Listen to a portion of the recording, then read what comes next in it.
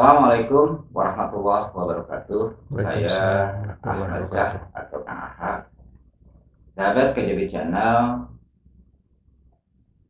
kali ini saya akan berbincang-bincang dengan seorang peneliti sejarah dan penulis sejarah Purwakarta, yaitu Kang Ahmad Syah Widodo.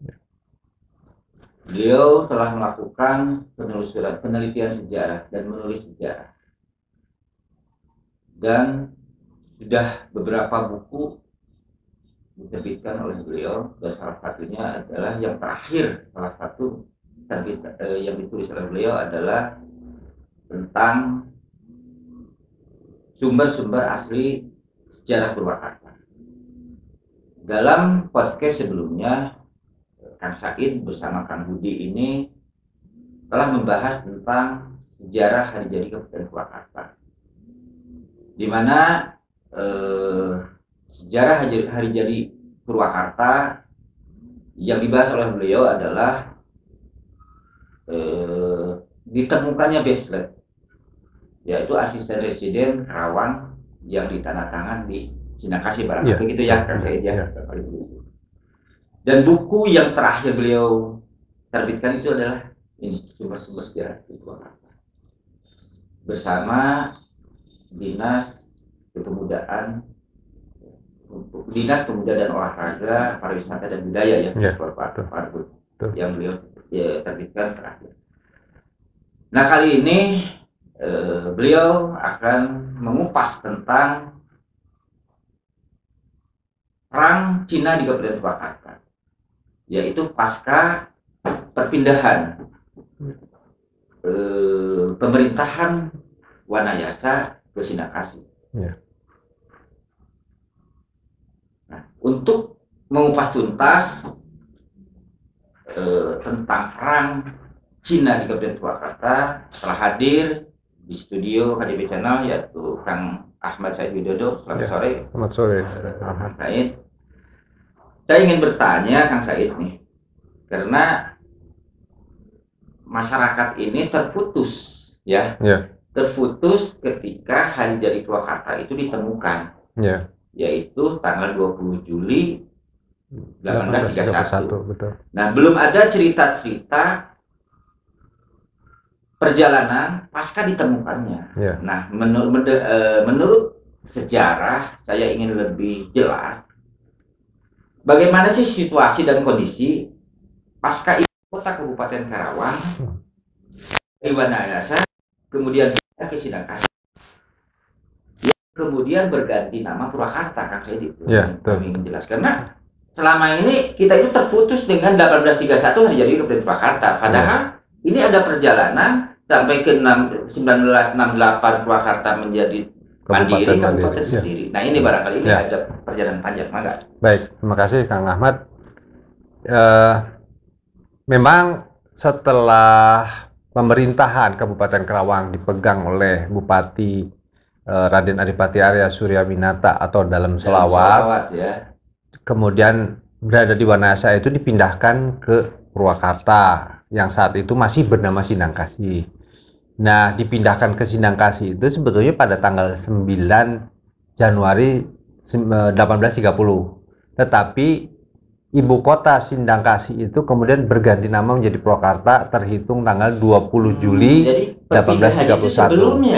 Sebelumnya sudah ada. Hanya berganti nama menjadi Purwakarta resminya itu tahun 1831 gitu. Ya, jadi dari 9 Januari 1830 sudah pindah, tapi nama Kabupaten Karawang di Sinangkasi kemudian diganti namanya menjadi Purwakarta itu tanggal 20 Juli 1831. Begitu. Nah, pasca itu tentu saja pembangunan fisik di Kabupaten Karawang yang beribu kota di Purwakarta itu sudah dilakukan gitu ya. Misalnya seperti gedung pendopo, kemudian gedung negara, rumah dinas bupati. Masjid Agung ya? Masjid Agung sudah ada duluan, tapi saat itu belum disebut Masjid Agung.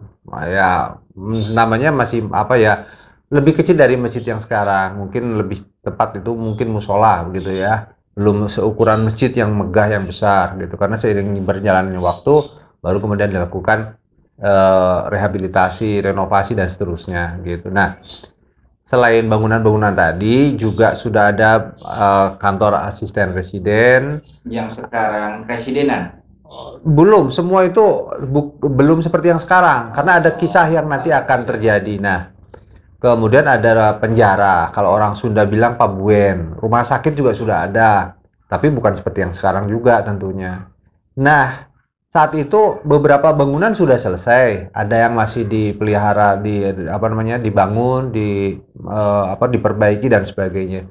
Tapi itu belum selesai tuntas semua, tiba-tiba terjadi adanya pemberontakan Cina-Cina yang orang Sunda sering mengatakan Cina Makau di wilayah Kabupaten Purwakarta yang saat itu beribu kota di Saya ingin Purwakarta. bertanya nih, Kang Said.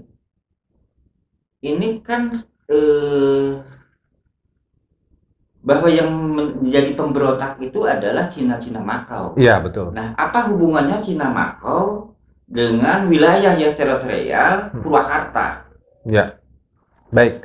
Terima kasih. Memang sejarahnya begini, kalau orang Cina yang ada di wilayah Kabupaten Kerawang saat itu, yang tepatnya di Purwakarta, datang itu karena didatangkan oleh pemerintah kolonial Hindia Belanda dari negeri Tiongkok, dari daratan Cina itu didatangkan banyak sekali. Untuk apa? Untuk menggarap perkebunan-perkebunan yang saat itu sudah dimulai oleh pemerintah kolonial Hindia Belanda. Karena sebagaimana sejarah sering disampaikan, ada seorang orang Belanda yang bernama Johannes van den Bosch yang karena dianggap berjasa di kemudian hari mendapatkan gelar Graaf, jadi namanya Johannes Graaf van den Bosch. Nah, apa yang disampaikan oleh Johannes Graaf van den Bosch ini yaitu usul kepada pemerintah Belanda di negeri Belanda sana, di kerajaan Belanda, bahwa pasca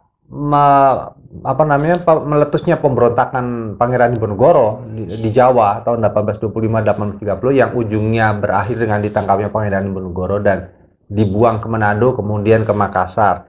Nah, saat itu pemerintah kolonial Belanda keuangan atau kasnya itu hampir habis. Morat-marit ya, carut marut gak karu-karuan karena perang Diponegoro. Saking dahsyatnya ya. Saking dahsyatnya. Nah, karena itu pun terancam keuangan negeri kerajaan Belanda sana, sehingga diusulkan bagaimana kalau negeri jajahan kita ini, Netherlands Indie ini. Kalau nggak salah, Kang Said, dalam perang Diponegoro ini ada seorang panglima perang yang luar biasa nih. Ya. Ada kaitannya enggak nih dengan sejarah? Ada, tapi nanti saya ceritakan. Ya. Nah, karena pemerintah kolonial Hindia Belanda menganggap keuangannya sudah hampir mendekati titik yang paling berbahaya, maka Johannes Graaf van den Bosch itu mengusulkan untuk di negeri jajahan ini dilakukan politik atau yang biasa disebut politik tanam paksa atau kultur stelsel. Nah, di antaranya yang paling menderita keparahan itu adalah di seluruh wilayah tanah Jawa, khususnya termasuk Kabupaten Karawang di Purwakarta. Bagaimana sih peristiwa pemberontakan Cina di Purwakarta itu dapat terjadi pada masa itu?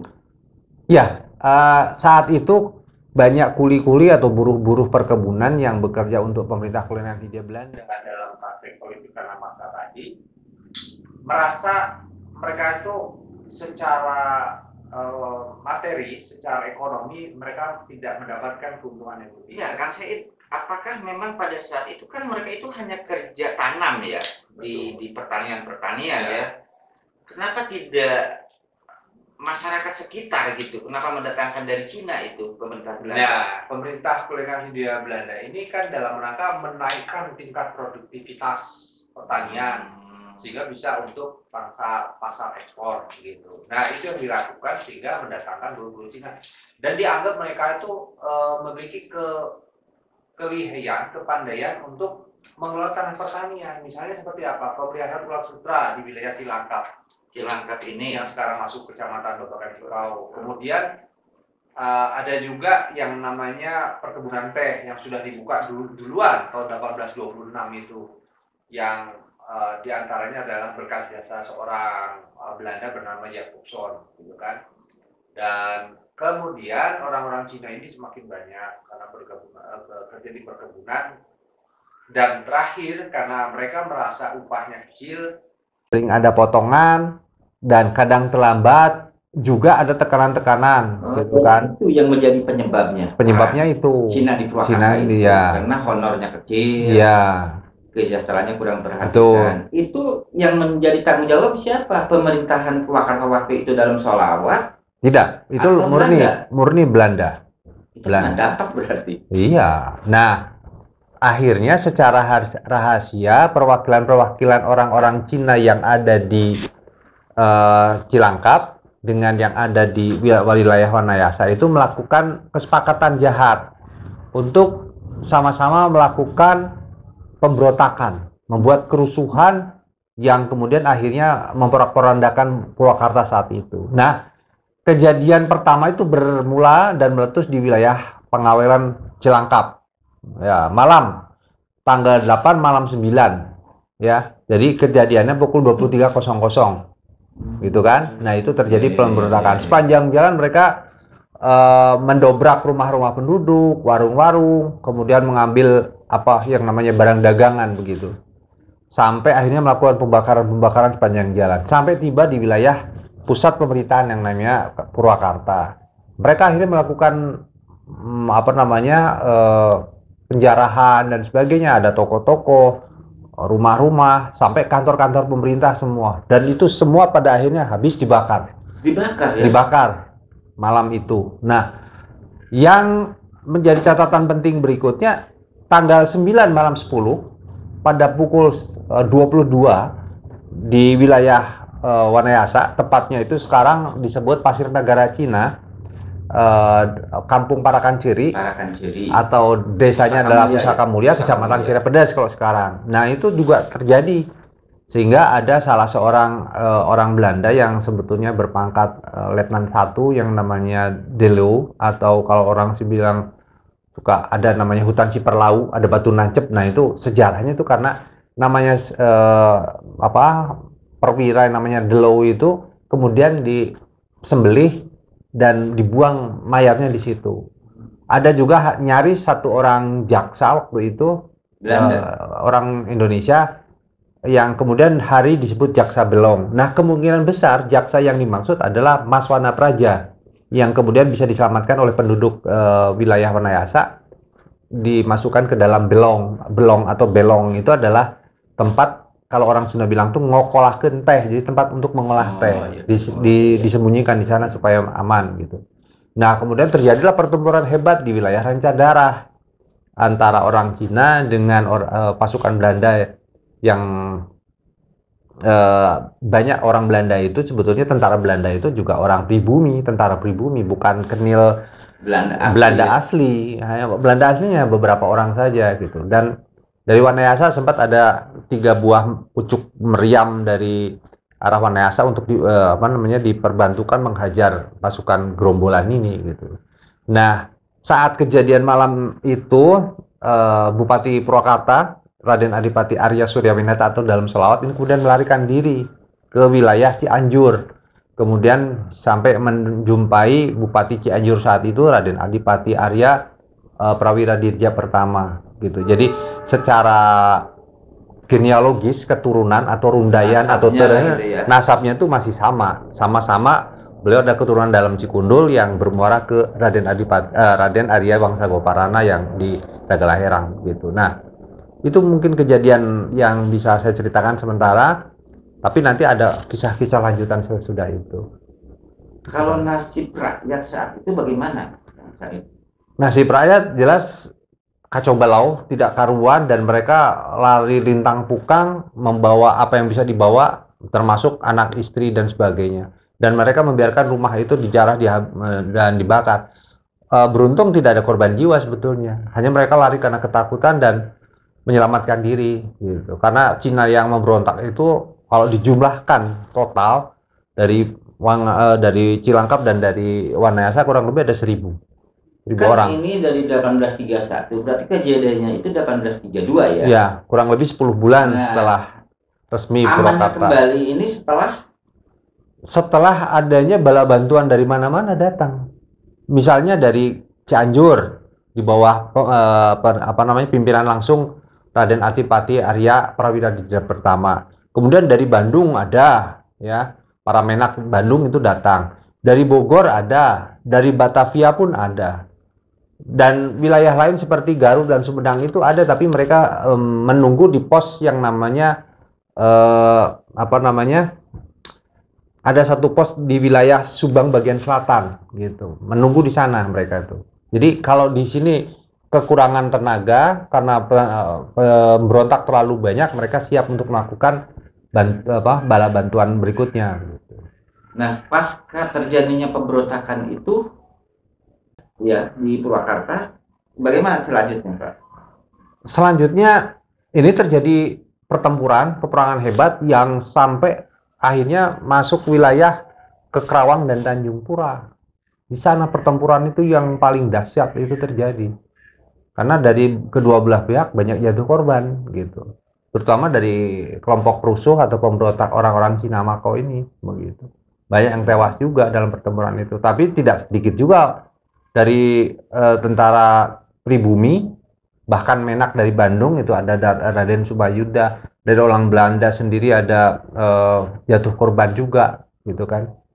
Jadi memang perang itu sudah tidak terkondisikan dengan baik, namanya perang kan. Ya, perang. Gitu. Apa adanya Cuma saja. yang menjadi persoalan adalah yang memberontak itu adalah orang luar ya. Orang luar. Biasanya kalau pemberontak itu kan di dalam. Iya, betul sekali. Betul. Nah, ini ya yang menjadi tanda tanya besar bagi saya barangkali. Yang memberontak itu adalah luar, bukan penduduk pribumi gitu kan. Betul, ya. Atau memang ini adalah politiknya Belanda sengaja yang mendatangkan? Tidak, itu murni dari niatan jahat mereka untuk melakukan pemberontakan gitu. Dan sayang sekali yang dihancurkan itu bangunan-bangunan yang sebetulnya notabene baru didirikan di wilayah Purwakarta gitu. Jadi belum berusia 1 tahun atau lebih gitu, sudah rata dengan tanah habis terbakar. Ya. Gitu. Nah, dari perjalanan peperangan itu, ini kan beririsan berdekatan dengan perangnya di Penogoro ya. Iya, betul. Nah, kalau saya sedikit membaca sejarah, di situ ada nama di sini tuh Pangeran Sentot ya. Ya. Atau Alibasah ya. Alibasah Sentot Prawira Dirja. Ya. Nah, peran dia di peperangan Cina di Kabupaten Purwakarta itu hadir mereka di sini. Beliau hadir bersama 300 orang pasukannya. Dan beliau itu kalau menurut catatan dari salah seorang pengiring Bupati Cianjur yang bernama Haji Muhammad Umar, beliau tuh diiringi oleh 4 temenggung. Tapi data tercatat yang paling jelas itu ya, itu ada di dalam buku karangan salah seorang orang Belanda, dan di situ disebutkan bahwa Pangeran Alibasah Sentot Prawira Dirja didampingi oleh 3 orang temenggung. Nah, di antaranya seperti Pangeran Sumonegoro gitu, dan kawan-kawan. Disertai dengan 250 orang pasukan kavaleri berkuda. Sementara ada 50 orang yang pasukan kavaleri. Dan itulah yang kemudian sangat berjasa untuk menghajar pemberontak Cina ini sampai mereka menyatakan menyerah dan kalah begitu. Tapi selain Pangeran Alibasah Sentot Prawira Dirja ini juga ada yang namanya Ritmeester, jadi pasukan berkuda lain, Huzar, yang dipimpin oleh salah seorang perwira yaitu Letnan 1 Lejol. Ya, Lejol itu yang kalau orang sini bilang mengatakan namanya adalah Lisola, gitu, Letnan Lisola, gitu. Jadi lidah orang Sunda itu kan kadang-kadang apa yang didengar itu yang diucapkan, padahal apabila diucapkan yang sebenarnya dan ditulis yang sebenarnya belum tentu sama gitu. Kayak Medan jadi Madam gitu ya. Iya. Nah, kemudian ada juga 25 orang pasukan yang dipimpin oleh Andreas Victor Michel, yang kemudian hari dia tewas dalam pertempuran di wilayah Bali saat itu gitu. Dan nama ini memang cukup terkenal ya, sampai pangkatnya mencapai pangkat yang tinggi lah waktu itu. Mencapai pangkat jenderal waktu itu. Solidaritas ya, daerah-daerah ya, perbatasan kayak Cianjur, Bandung, mungkin juga Cirebon, mereka itu mengirimkan bantuan termasuk Jakarta ya. Iya, tepatnya itu kalau dari catatan sejarah itu dari Cianjur dari Bogor, dari Batavia, diantaranya seperti Pangeran Adipasa Sento Prawidurjo dan pasukannya. Kemudian dari Bandung, itu yang langsung berada di wilayah Kabupaten Kerawang. Tapi yang dari Kabupaten Garut dan Sumedang, mereka menunggu di pos yang namanya Batu Sirap di wilayah antara Subang dengan wilayah Sumedang gitu. Akhir dari peperangan Cina di Kabupaten Purwakarta itu endingnya seperti apa? Endingnya wilayah Kabupaten Purwakarta saat itu, yang saat itu masih disebut Kabupaten Kerawang yang beribu kota di Purwakarta, itu habis rata dengan tanah. Tidak bersisa satu bangunan pemerintah pun saat itu. Apalagi yang namanya rumah penduduk, warung-warung, toko-toko segala macam. Dan yang kurang ajarnya lagi yang namanya penjara atau pabuen itu dikeluarkan semua orang-orang tutupan, orang tahanannya ini. Dan itu yang ikut meluluh lantakkan wilayah Purwakarta saat itu. Padahal waktu itu perjalanannya baru 1 tahun, dia juga belum ya? Belum 1 tahun. Yang di penjara itu kan juga ikut bantu orang-orang Cina. Yang ujungnya yang dikeluarkan itu. Ya, ujungnya mereka juga ada yang tewas gitu kan. Gitu. Nah, di akhir kisahnya ini orang Cina itu 800 yang akhirnya tewas dalam perang. Dari catatan sejarah itu 1.800 yang 800 tewas. Sisa 200 yang kemudian menyerah dan menyatakan kalah, ditangkap. Kemudian ketika suatu malam mereka pada tidur lelap, kecapean karena sudah merasa capek, lelah, dan semua tertidur lelap, termasuk istilahnya gegeden atau pembesar-pembesar, termasuk Pangeran Adipasa Sento Prawidurjo. Ketika pagi jam 6 ditanyakan, mana itu, tolong tawaran-tawaran perang kita gitu kan, tolong bawa, hadapkan ke sini para perusuh pemberontak itu.